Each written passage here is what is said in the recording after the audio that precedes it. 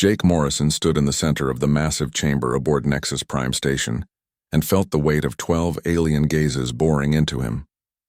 The human ambassador had been to this place many times before, but today felt different, and he could taste the tension in the recycled air around him. The Galactic Council chamber stretched out in a perfect circle, with each species represented by their most senior diplomats, and Jake knew that what happened here would change everything for humanity forever. Speaker Veltar of the Kellyan Empire rose from his crystalline throne, and his forearms moved in the ritual gesture of formal judgment. The tall gray alien had been fair to humanity in the past, but today his black eyes held no warmth, and Jake felt his stomach drop as the inevitable approached. Around the chamber, the other council members remained silent in their designated areas, and their various forms of breathing created an eerie symphony that echoed off the polished walls. Ambassador Morrison of the species known as humanity, Veltar began, and his voice carried through the translation devices with mechanical precision.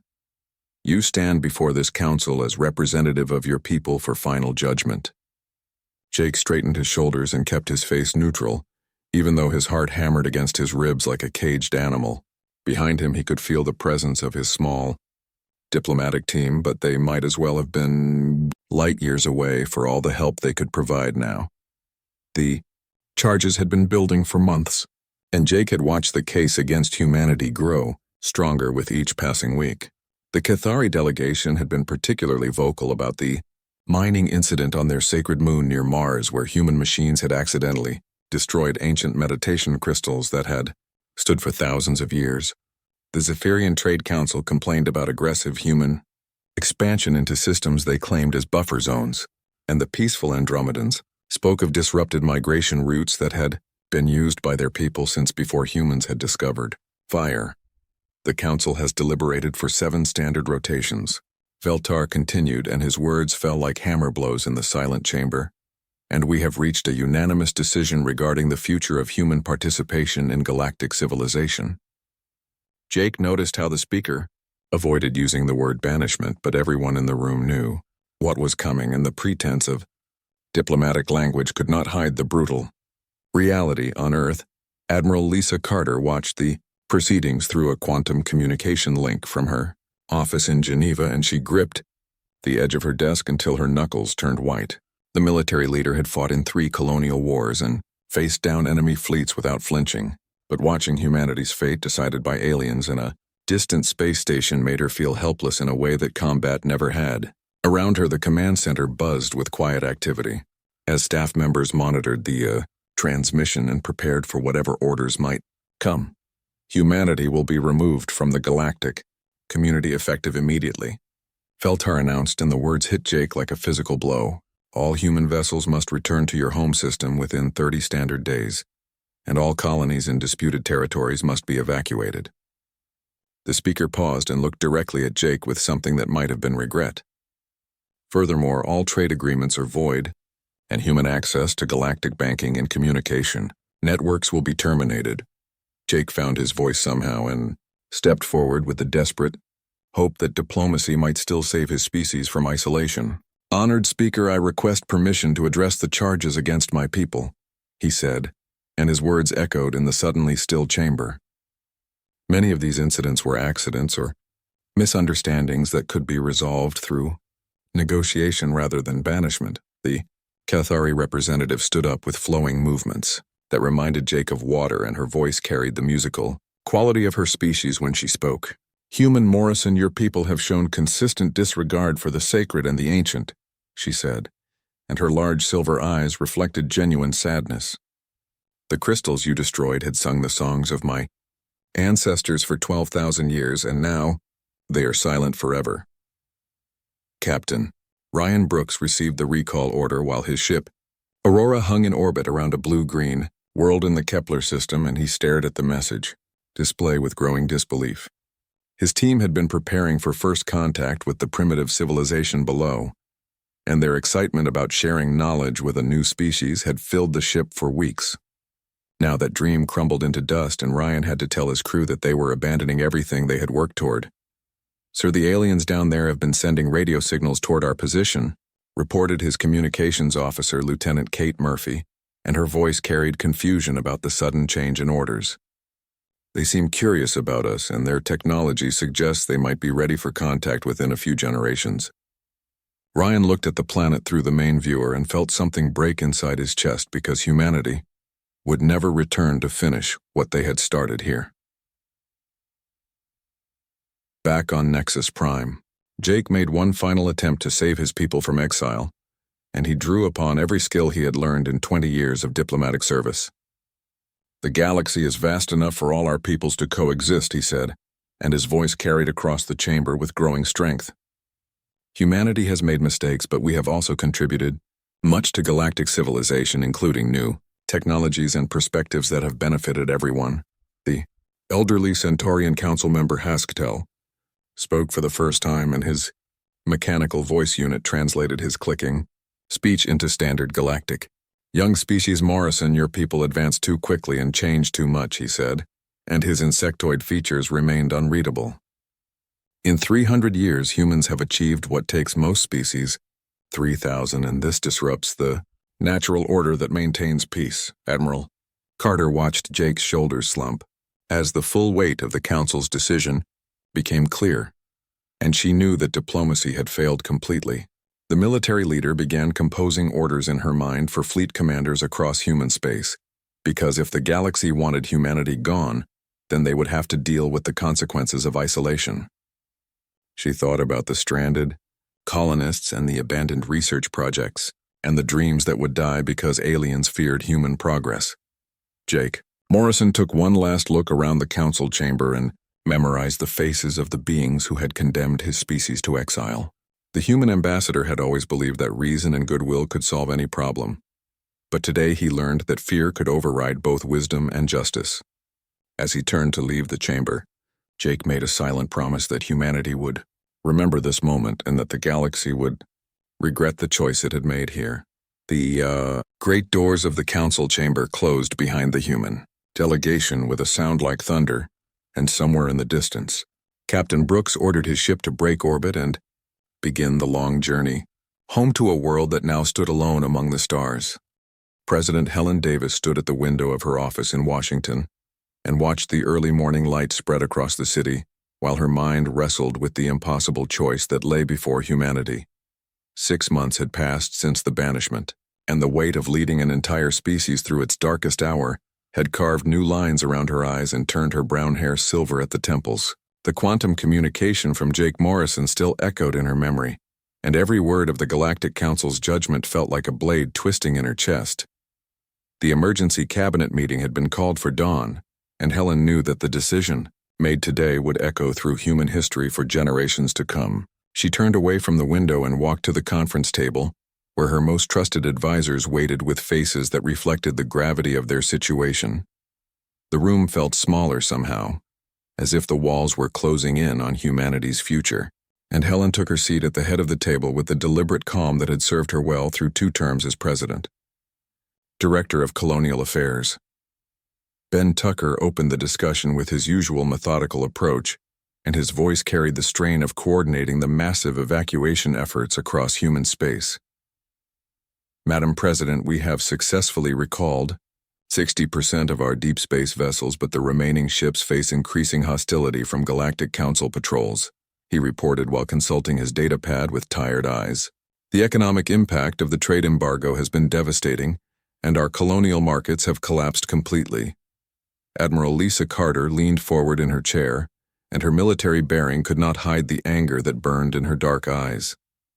"With respect to Director Tucker, compliance with their demands will only ensure our slow death through economic strangulation," she said, and her words carried the weight of absolute conviction. "The Council fears our technological advancement, and they will never allow us to rejoin galactic civilization as equals." General Kate Sullivan nodded in agreement, and her scarred hands folded on the table as she spoke with the blunt honesty of a career soldier. "The aliens have shown their true nature, and they see us as a threat to their established order," she said while meeting each person's gaze in turn. "We can either accept slow extinction through isolation, or we can take control of our own destiny." Dr. Alex Morgan had been quiet during the early discussion, But now the xenobiologist cleared his throat and opened a secure file on his tablet. I have been analyzing classified research data for the past month, and my findings suggest that humanity possesses certain advantages that other galactic species lack, he said, while projecting holographic displays that filled the air above the table. Our adaptability rate is nearly 3 times higher than the galactic average, and our innovation capacity exceeds established norms by significant margins. Helen studied the floating data and felt a spark of hope kindle in her chest, because the capcut numbers told a story of human potential that went far beyond what the galaxy had seen before. Dr. Morgan, what are you suggesting exactly? She asked, while her political instincts warned her that dangerous ideas were taking shape in the room. The scientist smiled for the first time in months, and his excitement became visible as he manipulated the holographic displays. Madam President, I believe we can not only survive without galactic support, but we can thrive and eventually surpass our former allies in every meaningful category, he said, and his words carried scientific certainty. The Council banished us because they recognized our potential threat to their technological monopoly. Captain Amy Phillips had been overseeing the painful evacuation of human colonies from disputed territories, and her reports painted a grim picture of families torn from their homes and dreams abandoned in the rush to comply with alien demands. The transport captain entered the conference room with dust still on her uniform from the latest refugee run, and her face showed the exhaustion of someone who had seen too much suffering in too short a time. Madam President, the situation in the outer colonies is approaching critical, Amy reported while setting down her helmet and accepting a cup of coffee from an aide. The Tau Ceti outpost has been completely cut off from galactic banking, and Commander Steve Johnson is requesting emergency supplies for 3,000 stranded colonists. Helen felt the weight of those 3,000 lives settle on her shoulders, and she knew that every decision from this point forward would determine whether humanity emerged stronger from this crisis or slowly faded into irrelevance. The president looked around the table at the faces of people who had served their species with distinction and saw the same determination that had carried humans from caves to the stars burning in their eyes. Admiral Carter, what would complete severance from galactic society actually entail? Helen asked while her mind began calculating the risks and benefits of the unthinkable option. Could we realistically maintain our technological development without access to galactic research and trade networks? Lisa Carter had been preparing for this question, and she activated her own holographic display showing fleet positions and resource allocations across human space. We have been secretly developing contingency plans since the first signs of Council hostility appeared, she admitted, and her voice carried professional confidence. Project Phoenix has been researching alternative technologies that do not rely on galactic infrastructure, and our preliminary results are promising. General Sullivan added her own perspective, with the strategic thinking that had made her one of humanity's most effective military leaders. The Council believes they have cornered us, but isolation could become our greatest advantage, she said, while pointing to stellar maps that showed unexplored regions beyond galactic monitoring. We could develop new technologies and expand into areas where they cannot follow or interfere. Dr. Morgan expanded on the military assessment with scientific data that supported the bold strategy taking shape around the table. Our research indicates that several key galactic technologies are actually based on principles that humans discovered independently, he revealed, and his words carried shocking implications. The aliens may have been using our innovations without giving proper credit. Commander Steve Johnson sent another urgent message from the Tau Ceti outpost, and his face appeared on the main screen with background sounds of evacuation efforts and crying children. Madam President, we need immediate assistance because the galactic banking freeze has left us without resources for basic survival, he reported while explosions echoed in the distance. Council patrols are demanding that we abandon the colony within 48 hours. Helen felt anger rise in her chest as she watched human families being forced from their homes by alien ultimatums, and the injustice of the situation crystallized her resolve. Admiral Carter, I want you to accelerate Project Phoenix and prepare our fleets for complete independence from galactic systems, she ordered while her voice gained the steel that had carried her through political battles. General Sullivan began planning for expanded operations beyond Council space. Ben Tucker raised concerns about the massive logistical challenges that complete independence would create, but Helen could see that even he understood the necessity of the radical approach.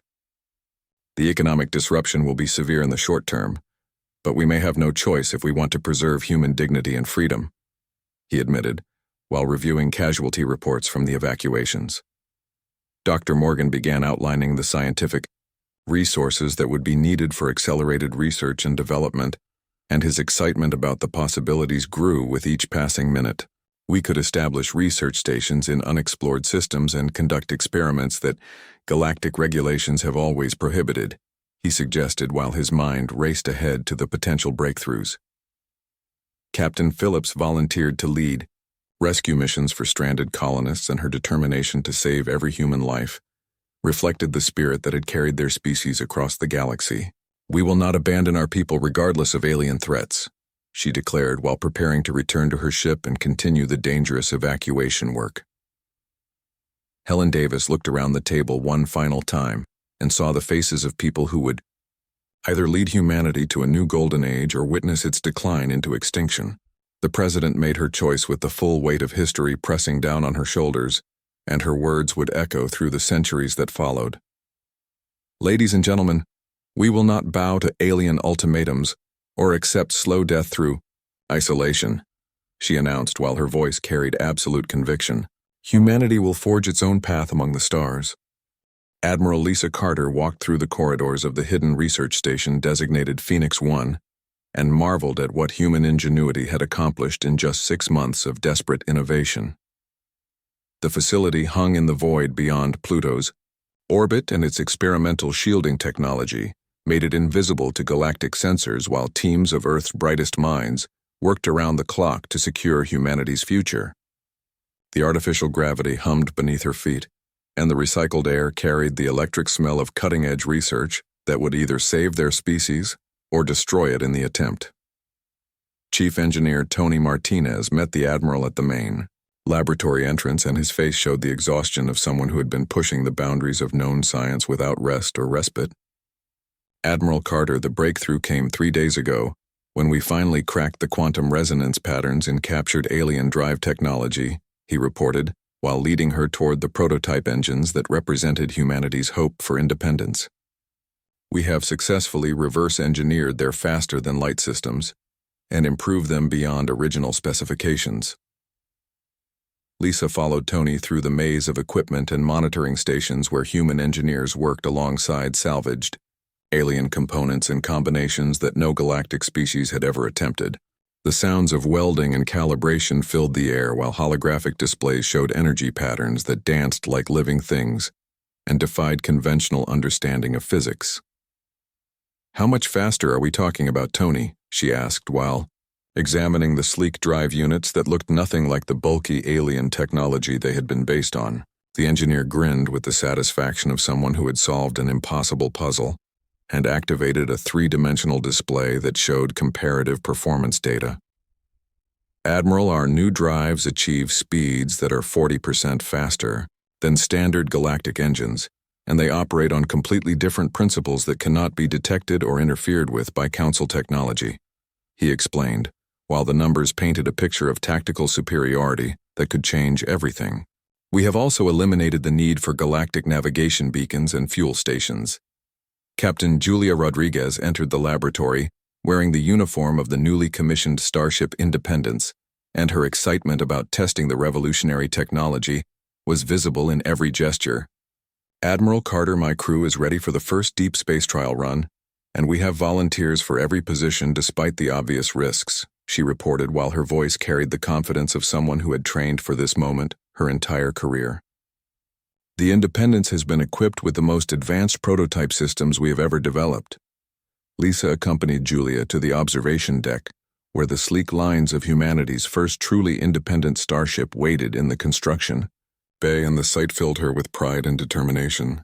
The Independence looked different from previous human vessels, because it had been designed without any concession to galactic standards or expectations, and every curve and angle spoke of human innovation, freed from alien constraints. "Captain, Rodriguez, this mission will determine whether humanity has a future among the stars or remains trapped in our home system forever, she said while watching technicians make final preparations. Dr. Paul Henderson had been analyzing intercepted galactic communications for months, and his findings painted a disturbing picture of the real reasons behind humanity's banishment from galactic civilization. The xenopsychologist entered the briefing room with datapads full of evidence, and his face showed the grim satisfaction of someone who had uncovered an ugly truth. Admiral Carter, the Council's public statements about human aggression and disrespect are deliberate lies designed to hide their real motivations, he announced while activating displays that showed communication intercepts and psychological profiles. The intercepted messages revealed conversations between Council species that spoke of humanity as an existential threat to the established galactic order, and Paul highlighted specific passages that demonstrated their fear of human technological advancement. They have been monitoring our progress since first contact, and several Council members believe that humans will surpass their capabilities within a few generations, he explained while the evidence mounted into an undeniable pattern of deliberate suppression. The banishment was never about our mistakes, but about preventing us from reaching our full potential.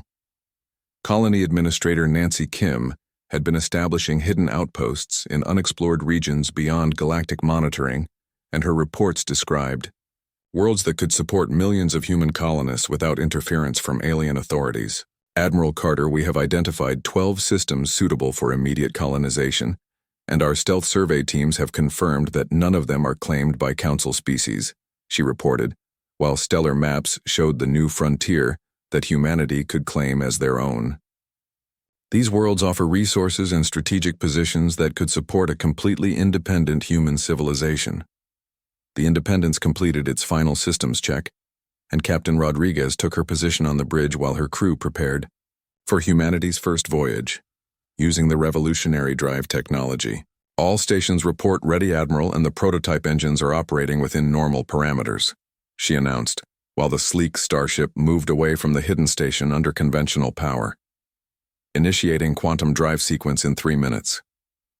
Lisa watched from the command center as humanity's future hung in the balance of experimental technology that could either propel them to new heights or destroy them in a catastrophic failure.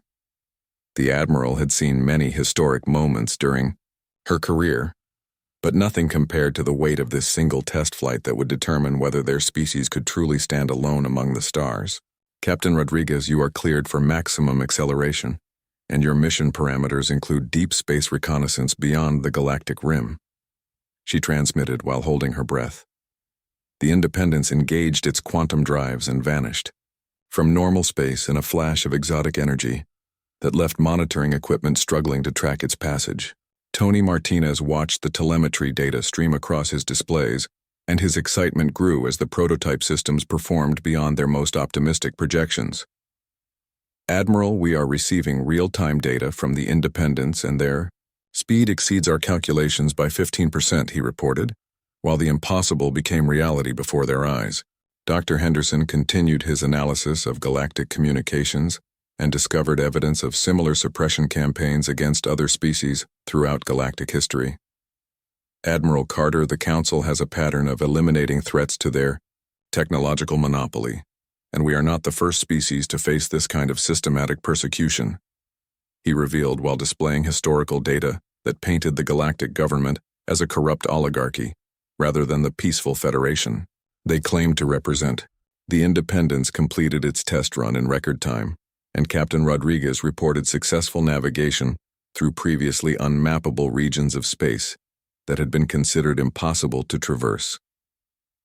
Admiral Carter, the new drive systems allow us to access areas of the galaxy that Council species cannot reach, and we have confirmed the existence of multiple habitable worlds in these regions, she transmitted, while her voice carried the excitement of historic discovery. We are no longer dependent on galactic infrastructure for exploration or expansion. Nancy Kim began planning the first wave of independent human colonies that would be established using the new technology, and her vision of humanity's future expanded to include entire sectors of space beyond alien interference. Admiral Carter, we could establish a network of hidden colonies that would be completely self-sufficient and defensible against any Galactic Council response, she proposed, while her plans took shape around the revolutionary capabilities that the Independents had proven possible. Lisa Carter looked out at the stars through the observation windows of Phoenix 1 and felt the weight of command settle on her shoulders as humanity prepared to leave behind everything they had known about galactic civilization. The Admiral understood that they were crossing a line from which there could be no return, and that the choice between submission and independence would define their species for millennia to come. Ladies and gentlemen, we have proven that humanity can not only survive without galactic support, but can exceed their capabilities in every meaningful way, she announced while her words carried the weight of historic transformation. The Hidden Research Station continued its work, while teams of scientists and engineers pushed the boundaries of known technology even further and explored possibilities that galactic regulations had always forbidden. Tony Martinez began developing new weapon systems that could defend human colonies against Council retaliation, while Dr. Henderson analyzed alien weaknesses that could be exploited in future conflicts. The Independence returned to its birth, carrying data that would revolutionize human understanding of the galaxy and its hidden secrets that no Council species had ever discovered. Admiral Carter authorized the next phase of Project Phoenix, while humanity prepared to step into a future that they would create entirely on their own terms without alien permission or interference. The stars beckoned. Captain Scott Adams guided his stealth frigate through the debris field that had once been the human research station Kepler 7 and felt his anger burn hotter with each piece of wreckage that drifted past his viewports. 2 years had passed since humanity's banishment, and the Galactic Council had grown bolder in their systematic destruction of human achievements, while claiming to the galaxy that they were simply cleaning up abandoned facilities. The modified engines of his ship, Shadowhawk, made no sound in the vacuum of space, but Scott could hear his own heartbeat thundering in his ears as he documented yet another crime against his species. Lieutenant Maria Santos worked at her sensor station, and her face grew pale as she uncovered evidence that would change everything humanity thought they knew about their place in galactic history. Captain Adams, the debris patterns are consistent with deliberate demolition rather than abandonment, she reported while her voice carried growing outrage at the implications of what they were discovering. The Council has been systematically destroying research data and equipment that could prove human contributions to galactic technology. Scott maneuvered the Shadowhawk closer to the largest piece of intact debris and activated the salvage systems that would allow them to recover whatever evidence remained of the Council's crimes. The research station had been developing new medical treatments that could have saved millions of lives across the galaxy. But now its laboratories drifted as frozen wreckage while alien patrol ships continued their methodical elimination of human presence. Maria, I want a complete scan of everything we can recover because the people back home need to know what the Council is really doing out here, he ordered, while his ship's mechanical arms began collecting data cores and equipment fragments. The breakthrough came when Maria discovered intact memory banks that contained correspondence between Council scientists and human researchers from before the banishment, and the messages revealed a shocking pattern of intellectual theft spanning decades. Captain Adams, you need to see this because, according to these files, several major galactic innovations were actually human discoveries that were stolen and credited to alien scientists, she announced, while the evidence mounted into an undeniable case of systematic fraud. The quantum healing matrix that won the Kellyan scientist Velkar the highest galactic honors was originally developed by Dr. Jennifer Walsh at this very station. Commander Rick Taylor received an urgent transmission from his reconnaissance team that was monitoring Council activities in the former human colonies, and his face went white as he listened to the report. The commander's ship Vengeance hung invisible in the shadow of a gas giant, while his crew documented the final phase of humanity's erasure from galactic records, and what they witnessed would haunt them for the rest of their lives. Admiral Carter, this is Taylor reporting from the Centauri system, and we have visual confirmation of Council forces bombing evacuated human settlements, he transmitted, while his voice shook with barely controlled rage. Admiral Lisa Carter received the transmission at her command post on Phoenix Station, and felt something cold settle in her chest as she realized that the Council's campaign against humanity had moved beyond economic warfare into outright genocide. The military leader had been preparing for the possibility of limited conflict, but the systematic destruction of human history represented an escalation that demanded immediate response. "Commander Taylor, you are authorized to document everything and prepare for emergency extraction if Council patrols detect your position," she ordered, while her mind began calculating the military options that remained available to her species. Dr. Lisa Thompson entered the Admiral's office with psychological warfare plans that would exploit the cultural taboos and deepest fears of every Council species, and her face showed the grim determination of someone who understood that humanity's survival depended on their willingness to fight back. "Admiral Carter, my analysis of alien psychology has identified specific weaknesses that we can exploit to create maximum disruption with minimal resources," she reported while activating holographic displays that showed the complex web of alien societies and their hidden vulnerabilities. The Council species have grown complacent after millennia of technological stagnation, and they are unprepared for asymmetric warfare. The first major victory came when Captain Kevin Murphy led a rescue mission to liberate human prisoners from a Council detention facility that officially did not exist according to galactic records. The assault team moved through the facility's corridors like shadows, while their advanced stealth technology made them invisible to alien sensors, and their weapons fired projectiles that left no energy signatures for investigators to trace. "Admiral Carter, we have confirmed the presence of over 300 human civilians who were supposed to have been evacuated 2 years ago," Kevin reported, while his team disabled security systems and prepared the prisoners for emergency transport. Scott Adams completed his investigation of the Kepler-7 debris field and transmitted his findings to Phoenix Station, while his anger crystallized into cold determination to make the Council pay for their crimes against humanity. "Admiral Carter, the evidence is overwhelming, and we now have proof that the Council has been stealing human innovations for decades while simultaneously working to eliminate our species from galactic civilization," he reported, while the Shadowhawk prepared to return to friendly space. "They fear us because they know that we are superior to them in every way that matters."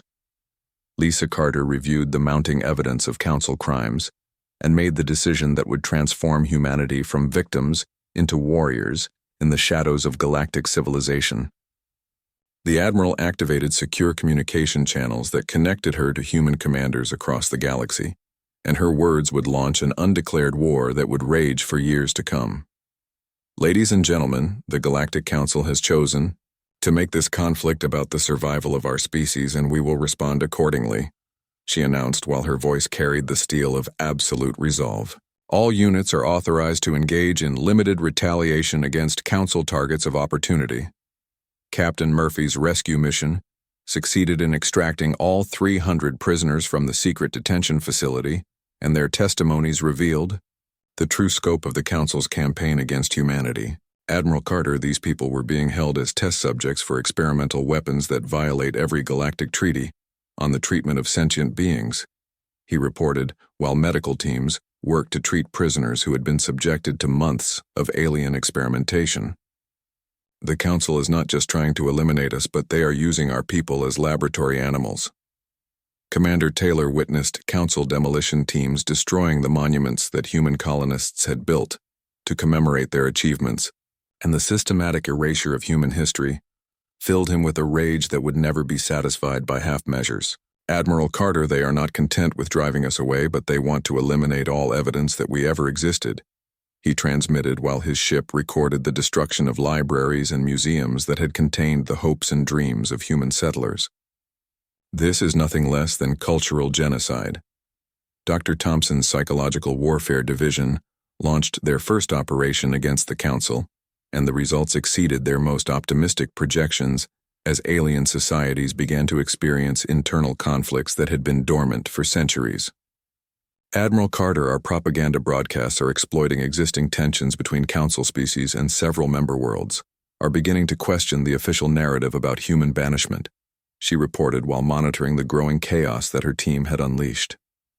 "The Andromedans are particularly susceptible to our messages about Council corruption, and several of their colonies have already begun demanding investigations."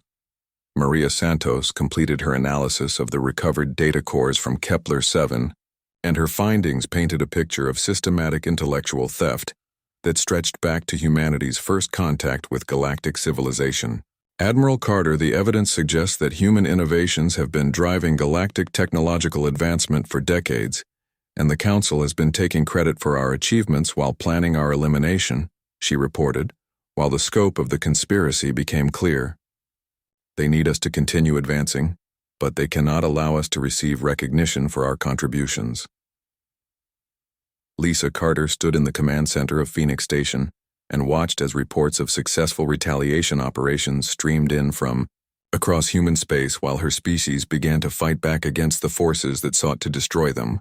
The Admiral knew that they had crossed a line from which there could be no return, and that the galaxy would never again see humanity as the naive newcomers who had once begged for acceptance from their technological superiors. The Council wanted to make us disappear, but instead they have created an enemy that they cannot comprehend or defeat, she said while her words carried the weight of prophecy. They will learn that humanity is not a species that accepts extinction quietly. Captain Adams prepared the Shadowhawk for its next mission, and his crew checked their weapons while they. Dr. Alex Morgan descended into the ancient archives beneath the abandoned Galactic Council research facility on Kepler Prime, and felt the weight of 10,000 years of hidden history pressing down on him like a physical force. 3 years had passed since humanity's banishment, and the xenobiologist had spent months infiltrating this forgotten repository of galactic knowledge, while Council security forces searched for his stealth team in the upper levels. The dusty corridors stretched into darkness beyond the reach of his portable lights, and the air carried the metallic smell of decay that spoke of secrets left too long in shadow. The breakthrough came when Alex discovered data cores that contained records dating back to the Council's founding, and his hands trembled as he realized that he was looking at evidence that would rewrite galactic history. "Jenny Foster, this is Alex, and you need to get down here immediately, because what I have found changes everything we thought we knew about galactic civilization," he transmitted to his archaeological partner while his voice carried a mixture of excitement and growing horror. The Council has been systematically suppressing advanced species for millennia. Dr. Jenny Foster made her way through the labyrinthine archive complex, and her expertise in xenoarchaeology had prepared her for many discoveries, but nothing could have readied her for what Alex had uncovered in the deepest vaults. The ancient data storage systems hummed with power that should have been exhausted centuries ago, and the information they contained painted a picture of galactic civilization that bore no resemblance to the peaceful federation that the Council claimed to represent. "Alex, these records describe something called the Valdari Purge from 500 years ago," she said, while her translation software struggled with the archaic galactic script. According to this, the Valdari were a species that challenged Council authority and were completely eliminated. Alex activated additional data cores and watched as the true scope of the Council's crimes unfolded before them, in holographic displays that showed star maps and casualty reports from conflicts that had been erased from official history. "Jenny, the pattern is unmistakable because the Council has been identifying and eliminating any species that shows signs of surpassing their technological capabilities," he explained while evidence mounted into an undeniable case of systematic genocide. "The Valdari were not the first, and humanity will not be the last unless we can expose this conspiracy." Captain Brian Clark received coordinates for the Valdari homeworld from the archaeological team, and his exploration vessel Pathfinder prepared for a journey into the forbidden regions where no Council ship had traveled for centuries. The veteran explorer had seen many wonders during his career, but the thought of discovering survivors from a species that was supposed to be extinct filled him with anticipation and dread in equal measure. "Admiral Carter, this is Clark reporting, and we are approaching the Valdari system with full stealth protocols engaged," he transmitted while his ship moved through space that had been marked as uninhabitable on all galactic charts. The Valdari homeworld appeared on their sensors as a brown and lifeless sphere that showed no signs of the advanced civilization that had once challenged the Council's supremacy, and Brian felt his heart sink as he contemplated the possibility that they had arrived 5 centuries too late. "Captain Clark, we are detecting artificial structures beneath the planetary surface, and the energy signatures suggest active technology," reported his science officer, Lieutenant Karen White, while her instruments penetrated the deceptive appearance of planetary death. The Valdari may have survived by going underground. Dr. Carol Wright accompanied the landing party to the surface of the Valdari world, and her expertise in xenolinguistics would be crucial for establishing communication with survivors who had been isolated from galactic civilization for 500 years. The abandoned cities stretched across continents in ruins that spoke of desperate battles and final retreats into the depths of the planet, while automated defenses still guarded entrances that led into the underground refuges. Captain Clark, I am detecting complex communication signals from beneath the surface, and the mathematical patterns suggest intelligence rather than automated systems, she reported while her equipment analyzed the alien transmissions. The first contact with the Valdari came when underground sensors detected the human landing party, and ancient blast doors opened to reveal beings who had once ruled a quarter of the galaxy before the Council drove them into exile. The survivors appeared as tall, graceful humanoids with silver skin that reflected light in patterns that conveyed emotional states, and their large, dark eyes held depths of knowledge that came from centuries of hidden observation.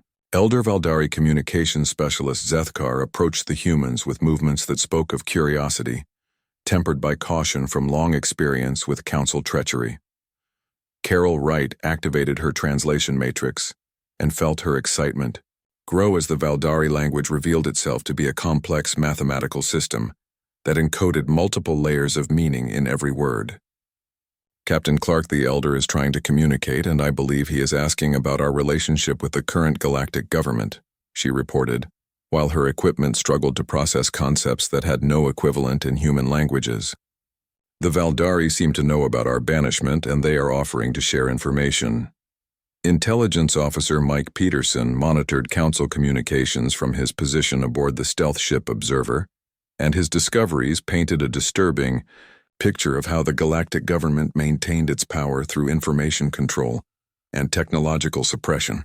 Admiral Carter, the Council maintains detailed files on dozens of species that show signs of advanced development, and they have contingency plans for eliminating any group that threatens their monopoly, he reported while encrypted transmissions revealed the scope of the surveillance network that monitored every aspect of galactic civilization. Elder Zethkar led the human delegation through underground cities that stretched for hundreds of kilometers beneath the planetary surface, and the advanced technology that surrounded them proved that the Valdari had continued their development during their exile from galactic society. Your people face the same persecution that drove us into hiding 5 centuries ago, the Elder communicated through Carol's translation system, while his silver skin rippled with patterns that conveyed deep sadness. The Council eliminates any species that achieve certain technological milestones because they threaten the established order. Brian Clark documented the vast underground civilization that the Valdari had built during their exile, and marveled at technology that surpassed anything in current galactic use by orders of magnitude. Admiral Carter, the Valdari have continued, advancing during their isolation, and their achievements suggest that Council suppression has been holding back galactic development for millennia, he reported while touring laboratories and manufacturing facilities that produced wonders beyond human imagination. These people could revolutionize everything we know about science and engineering. The Valdari revealed the locations of other suppressed species that had been driven into hiding throughout galactic history, and their secret archives contained information about civilizations that the Council had systematically destroyed or isolated. The pattern repeats across millennia because the Council cannot allow any group to surpass their capabilities without losing control of galactic civilization, Zethkar explained while star maps showed the true extent of the conspiracy that had shaped the galaxy for thousands of years. Your species represents the greatest threat they have faced because human adaptability and innovation exceed anything they have encountered before. Dr. Morgan continued his research in the abandoned archives and uncovered evidence that several current Council technologies were actually stolen from suppressed species who had been eliminated to prevent them from claiming credit for their innovations. Admiral Carter, the quantum drive systems that the Council claims to have invented 3,000 years ago were actually developed by a species called the Nithara, who were declared extinct shortly after their discovery. He reported while the pattern of theft and murder became undeniable. The Council has been building their empire on the corpses of superior civilizations. Carol Wright established regular communication with the Valdari and learned that they had been monitoring galactic civilization through hidden observation posts scattered across Council space. Admiral Carter the Valdari have been watching the Council's activities for centuries, and they possess detailed intelligence about government operations and military capabilities, she reported. While the possibility of alliance with a technologically superior species opened new possibilities for human resistance, they are willing to share information and technology in exchange for cooperation against our common enemy.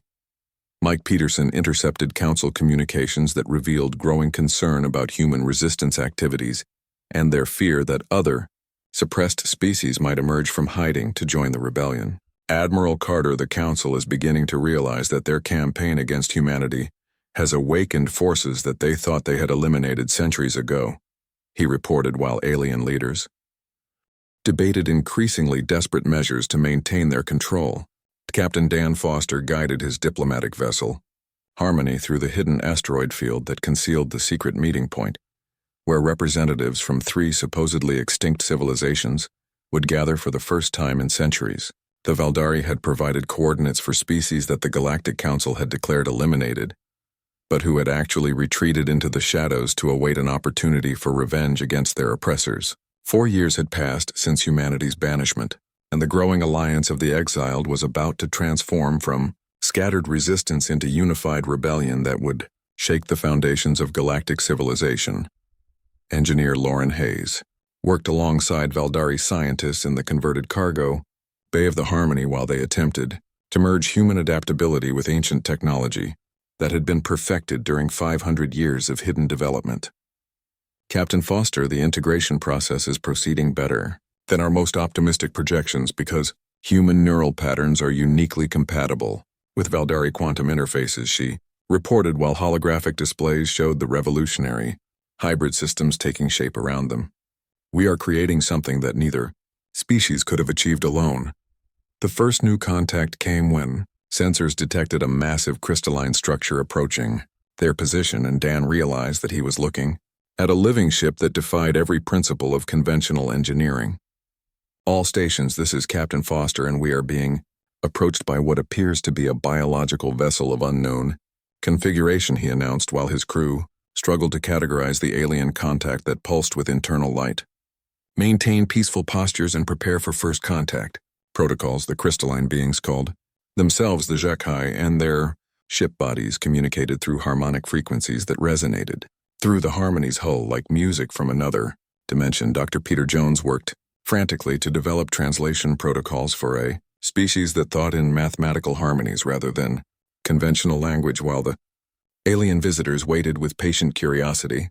Captain Foster, I believe they are trying to communicate their history, and the frequencies suggest a pattern of persecution by the Galactic Council dating back 800 years, he reported while his equipment struggled to process concepts that existed as pure mathematical relationships. The HFY revealed that they had been driven from their crystal worlds when the Council discovered their ability to grow technology rather than manufacture it, and their living ships represented capabilities that threatened the established order of galactic civilization.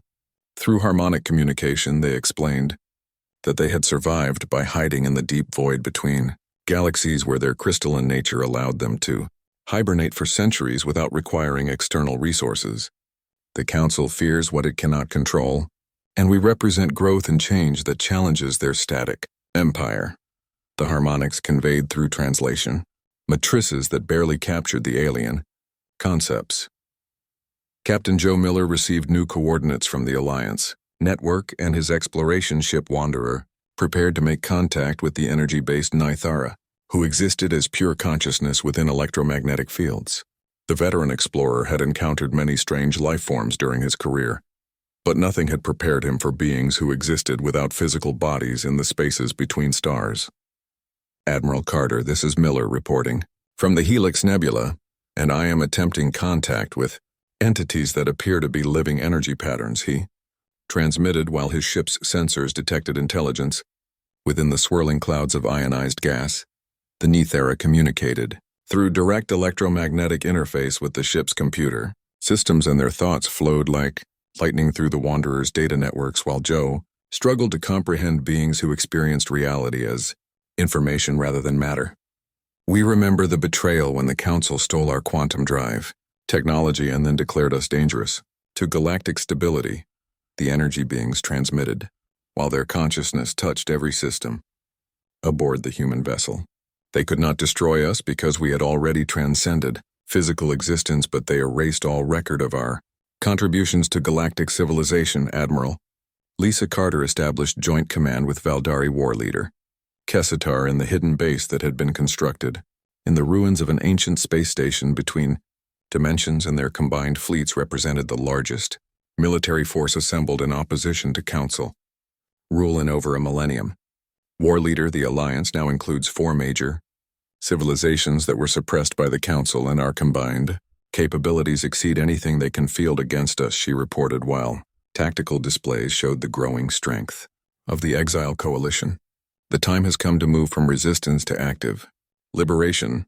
Dr. Jones succeeded in developing universal communication protocols that allowed all Alliance species to coordinate their efforts despite radically different forms of existence and consciousness. Admiral Carter, the translation matrix is now capable of handling harmonic crystalline thought patterns and electromagnetic consciousness simultaneously, he announced, while the impossible became routine. Through human innovation combined with alien wisdom, we can now plan joint operations that utilize the unique capabilities of every Alliance member. Captain Melissa Brown commanded the first mixed species fleet in galactic history, and her task force included human vessels enhanced with Valdari technology, alongside crystalline Jekhi ships and energy fields that were actually living Nithara entities. Admiral Carter, the combined fleet is ready for our first major strike against Council. Installations and our tactical advantages are unprecedented, she reported, while alien and human crews worked together with an efficiency that surprised everyone involved. The enemy will not be prepared for the capabilities we can bring to bear. The Alliance's first major victory came when they liberated an entire sector of space that the Council had declared off-limits to prevent contact with suppressed civilizations, and the operation revealed dozens of species that had been driven into hiding or slavery. Admiral Carter, we have confirmed the existence of 17 different intelligent species that were supposedly extinct according to official galactic records, Brown reported, while liberation fleets spread across the sector to contact survivors and offer them membership in the growing Alliance. The Council's crimes are far worse than we imagined. Engineer Hayes completed the integration of Alliance technologies and produced hybrid systems that combined the best capabilities of every member species into weapons and defenses that no Council force could match. Admiral Carter, the new ships incorporate Valdari quantum manipulation with human adaptability and Jekhi growth technology, while Nithara consciousness provides coordination that exceeds anything possible with conventional computing, she explained, while the revolutionary vessels took shape in hidden shipyards. We are not just matching Council capabilities but surpassing them by orders of magnitude. The Valdari war leader revealed strategic intelligence that his people had gathered during centuries of covert observation, and the information included detailed plans of Council military installations and government facilities. Admiral Carter, my people have been preparing for this moment since our exile began, and we possess complete intelligence on every major Council stronghold. Kessitar communicated, while star maps revealed the true scope of the targets available to Alliance forces. The enemy believes they are how secure, but we know the location of every weakness in their defenses.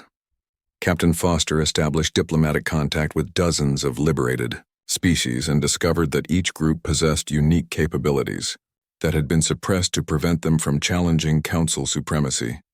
Admiral Carter, the diversity of Alliance capabilities is staggering because every species that the Council eliminated was removed specifically because they represented superior alternatives to existing technologies, he reported, while new members joined the coalition with technologies that seemed like magic to human understanding. We are assembling the greatest concentration of advanced civilizations in galactic history. The Nithara revealed that they had been monitoring Council communications through electromagnetic infiltration for centuries, and their intelligence included detailed knowledge of government planning and military capabilities. The Council leadership knows that their empire is built on lies and stolen technology, but they cannot retreat from their position without losing everything, the energy beings transmitted while sharing strategic data that revealed enemy weaknesses. They will fight to maintain their power regardless of the cost to galactic civilization. Dr. Jones analyzed the psychological profiles of Council leadership and developed strategies for exploiting their deepest fears and cultural taboos through coordinated propaganda campaigns. Admiral Carter, the Council species have grown complacent during millennia of artificial supremacy, and they are psychologically unprepared for conflict with genuinely superior opponents, he reported while Alliance intelligence networks spread throughout Council space. We can undermine their authority by revealing the truth about their stolen empire. Admiral Carter stood in the command center. Admiral Lisa Carter stood on the bridge of the Alliance flagship Liberation and watched as the largest fleet in galactic history prepared to launch the final assault that would either free the galaxy from millennia of oppression or witness the destruction of every species that dared to challenge Council supremacy. 5 years had passed since humanity's banishment, and the Alliance of the Exiled now commanded technology and military strength that exceeded the combined forces of the Galactic Council by significant margins. The massive vessel hummed with power, from hybrid systems that merged human innovation with ancient wisdom, from species that had been perfecting their arts in secret for centuries. Captain Gary Wilson led the elite strike team that would infiltrate the Council's central data facility on Nexus Prime, while the main battle raged around the heavily fortified station that served as the government's nerve center.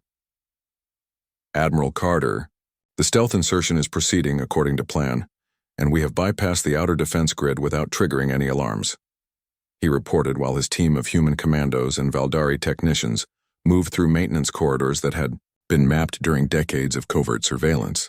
The data core containing suppressed galactic history is located 12 levels below our current position. The Alliance fleet emerged from quantum space in perfect formation around Nexus Prime, and Council defenders scrambled to respond to an attack that they had believed impossible due to their overwhelming technological advantages. Alliance vessels moved with coordination that seemed almost telepathic, because Nethera consciousness linked every ship, while human adaptability allowed crews to operate alien systems with unprecedented efficiency.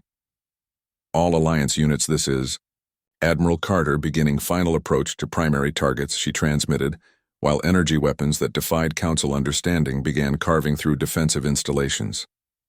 General Kate Sullivan commanded the ground assault forces that would secure key installations across the Council's home worlds, while her mixed-species armies utilized tactics that no enemy could anticipate or counter effectively. Admiral Carter, our forces have achieved orbital supremacy around Kellyan Prime, and we are beginning planetary operations against government facilities, she reported while human Marines worked alongside crystalline HFY warriors and energy projections that were actually living Nithara entities. The enemy has never faced an opponent that combines this many different capabilities. Wilson's strike team reached the central data core and began the process of uploading suppressed historical records to the Galactic Communication Network while Council security forces finally realized that their most secure facility had been penetrated. Admiral Carter, we have accessed the primary archives and the scale of the cover-up is beyond anything we imagined, he transmitted, while terabytes of forbidden knowledge flowed through Alliance networks to broadcast stations across the galaxy. The Council has been systematically destroying advanced civilizations for over 5,000 years. The revelation that dozens of species had been eliminated or enslaved to maintain Council power sparked immediate rebellions on worlds throughout galactic space as member species realized that they had been complicit in genocide for millennia. Dr. Alex Morgan coordinated the release of evidence from his position aboard the research vessel Discovery, while his team ensured that every corner of the galaxy received proof of the Council's crimes. Admiral Carter, we are detecting uprising on over 200 worlds as the truth spreads through Council territory, he reported while long-suppressed populations turned against their alien overlords. The Council's carefully maintained order collapsed as member species withdrew their support and demanded the immediate dissolution of the government that had been built on stolen technology and mass murder. Admiral Carter monitored communications across the galaxy and watched centuries of lies crumble under the weight of undeniable evidence, while former allies turned against each other in desperate attempts to avoid responsibility for historical atrocities. The Council Empire is fragmenting because its foundation was rotten and could not survive exposure to truth, she observed while Alliance forces pressed their advantages against increasingly desperate defenders. Captain Sandra Lee commanded the Odyssey, assault that captured Nexus Prime Station itself, and her boarding parties fought through corridors where humanity had once been sentenced to exile, while Council leadership barricaded themselves in secure chambers. Admiral Carter, we have secured the main docking bays and our forces are advancing toward the Council chambers where the leadership is making their final stand, she reported, while energy weapons and crystalline projectiles carved through defensive positions that had never been designed to withstand assault by superior technology. Dr. Morgan helped newly liberated species adapt suppressed technologies that had been denied to them for generations, while Alliance engineers worked to restore capabilities that the Council had deliberately destroyed or hidden. Admiral Carter, the liberated worlds are experiencing rapid technological advancement as we return knowledge that was stolen from their ancestors, he reported while entire civilizations leaped forward by centuries in mere hours. The Council's artificial limitations are being swept away across the galaxy. The final battle for Nexus Prime reached its climax when Alliance forces breached the Council chambers and confronted the alien leaders who had orchestrated millennia of oppression and genocide. Speaker Veltar of the Kellyan Empire faced Admiral Carter in the same chamber where humanity had been banished, and his forearms trembled as he realized that his species' empire was ending forever. Admiral Carter, we surrender and request terms for the peaceful transition of galactic government, he said while his black eyes reflected the knowledge of absolute defeat. Lisa Carter looked at the being who had pronounced humanity's exile and felt no satisfaction in victory because too many innocent lives had been lost to Council policies over the millennia. Speaker Veltar, there will be no negotiated settlement because your government has forfeited all legitimacy through its crimes against galactic civilization, she replied, while Alliance forces secured the station that had been the seat of oppressive power for thousands of years. The Council is dissolved and its member species must answer for their participation in systematic genocide. Captain Lee established control over the station's communication systems and broadcast the Council's surrender across the galaxy while Liberation forces secured government facilities and arrested officials who had participated in the suppression campaigns. Admiral Carter, we have complete control of Nexus Prime, and the Council leadership is in custody awaiting trial for crimes against galactic civilization, she reported, while the symbol of alien oppression became the center of Alliance operations. The galaxy is finally free to develop according to its natural potential. General Sullivan coordinated the occupation of Council worlds and the establishment of transitional governments that would oversee the transformation from oppression to freedom across hundreds of star systems. Admiral Carter, our forces have secured all major Council installations, and we are beginning the process of dismantling the infrastructure that maintained technological suppression, she reported, while Alliance administrators worked to restore knowledge and capabilities that had been denied to entire civilizations. The former Council species are cooperating because they understand that resistance would be futile. Dr. Morgan began cataloging the full scope of technologies that had been suppressed or stolen over the millennia, and his preliminary findings suggested that galactic civilization had been artificially held back by thousands of years. Admiral Carter, the suppressed knowledge includes advances in medicine, engineering, and physics that could have eliminated poverty and disease throughout the galaxy centuries ago, he reported while teams of scientists worked to restore the stolen heritage of dozens of species. The Council's crimes included denying the galaxy solutions to problems that caused immeasurable suffering. Wilson completed the data transfer that made every suppressed historical record available to the entire galaxy, and his team prepared for extraction while Council security forces finally reached the compromised data core. Admiral Carter, the mission is complete and every being in the galaxy now has access to the truth about their history and the crimes committed in their name, he transmitted while Alliance forces provided covering fire for the withdrawal. The lies that held this empire together have been permanently destroyed. The Galactic Council's surrender marked the end of the longest continuous government in known history, and the beginning of a new era where technological advancement would be encouraged, rather than suppressed. Admiral Carter stood in the Council, chambers where humanity had once been condemned, and felt the weight of galactic transformation settling on her shoulders as she prepared to help build something better from the ruins of the old order. Ladies and gentlemen and beings of all forms, the age of suppression is ending, and the galaxy will be free to reach its true potential for the first time in recorded history, she announced, while her words echoed through chambers that would never again witness the condemnation of species that dared to excel. President Helen Davis stood at the podium in the captured council chambers aboard Nexus Prime Station and looked out at representatives from over 300 species who had gathered to witness the birth of galactic freedom after millennia of oppression and control. 6 months had passed since the Council's surrender, and the former seat of alien supremacy had been transformed into the meeting place where liberated civilizations would decide their common future, without the shadow of technological suppression hanging over their choices. The chamber that had once echoed with pronouncements of banishment and exile now resonated with voices speaking in hundreds of languages as equals rather than subjects.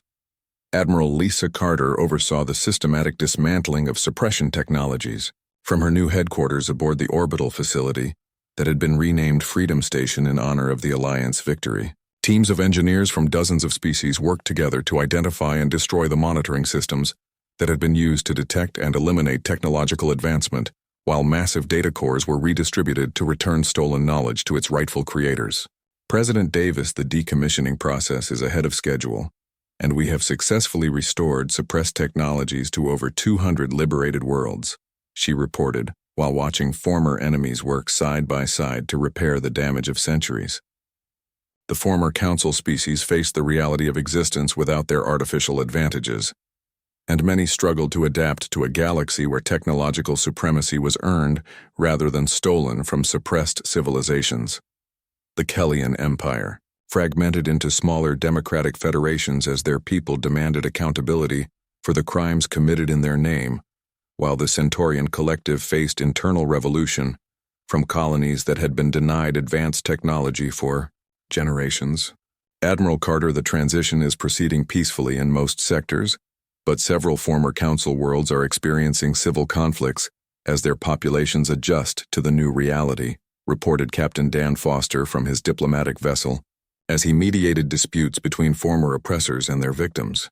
Captain Julia Rodriguez commanded the exploration vessel New Horizons as it led mixed-species crews into regions of space that had been forbidden under council rule, and their discoveries revolutionized understanding of galactic geography and potential. President Davis, we have confirmed the existence of over 50 habitable worlds in previously restricted zones, and several show signs of ancient civilizations that may have been eliminated during early council expansion, she transmitted, while her diverse crew mapped star systems that offered unlimited possibilities for peaceful settlement and development. Dr. Alex Morgan established the Galactic Institute for Cooperative Research, where scientists from all Alliance species worked together to explore possibilities that had been forbidden under the old regime, and their preliminary achievements exceeded the technological progress of the previous millennium. President Davis, the collaborative research teams have made breakthrough discoveries in quantum mechanics, biological engineering, and consciousness studies that were impossible under council restrictions, he reported while laboratories buzzed with activity that would reshape galactic civilization within generations. The liberated Jekai began growing new crystal cities throughout Alliance space, and their living architecture provided models for sustainable development that worked in harmony with natural systems rather than dominating them through brute force technology. Their harmonic communication networks linked worlds across vast distances without the surveillance capabilities that had made council monitoring possible. Admiral Carter, the crystalline communication grid is operating at full efficiency and provides secure coordination for all Alliance activities without the privacy violations that characterized council systems, reported the Jekai Hive singer, Melody of Growing Light, through translation matrices that had become as natural as breathing. The energy-based Nithara emerged from their exile between the stars and began teaching other species about consciousness transfer and information-based existence that opened possibilities for exploration beyond physical limitations. Their electromagnetic wisdom revolutionized computing and artificial intelligence, while maintaining respect for individual consciousness that the Council had never understood. President Davis, our integration with Nithera consciousness networks has accelerated scientific progress beyond all projections, and their teaching methods are producing breakthroughs in fields we never knew existed, reported Dr. Peter Jones. From his research facility where living thoughts dance through crystalline matrices, Captain Sandra Lee supervised the conversion of former Council military installations into research centers and educational facilities that served all Alliance species without the secrecy and exclusion that had characterized the old regime. Admiral Carter, the transformation of military infrastructure is complete, and we now have educational facilities that can serve the developmental needs of every liberated species, she reported, while former weapons factories produce tools for exploration and construction rather than instruments of oppression. The Valdari war leader Kessitar worked with human military advisors to establish defense forces that could protect galactic freedom without becoming the foundation for a new empire of suppression and control. Admiral Carter, the Alliance defense grid is operational and provides security against external threats while maintaining the decentralized structure that prevents any single species from dominating galactic civilization, he communicated, while patrol fleets trained together in tactics that emphasized protection rather than conquest.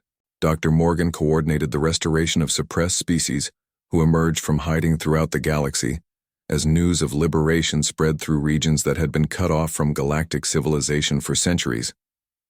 President Davis, we have confirmed contact with over 40 species that survived Council persecution, and their combined knowledge represents thousands of years of independent technological development, he reported, while integration teams worked to help former exiles reclaim their place in galactic society.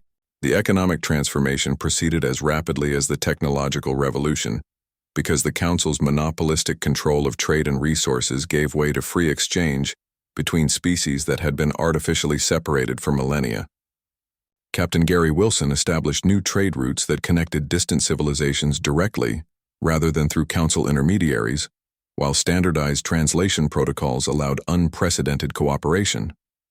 Admiral Carter, the new trade networks are generating prosperity levels that exceed anything achieved under Council control, and resource distribution has become more equitable across all participating worlds, he reported, while merchant fleets carried goods and ideas to every corner of liberated space.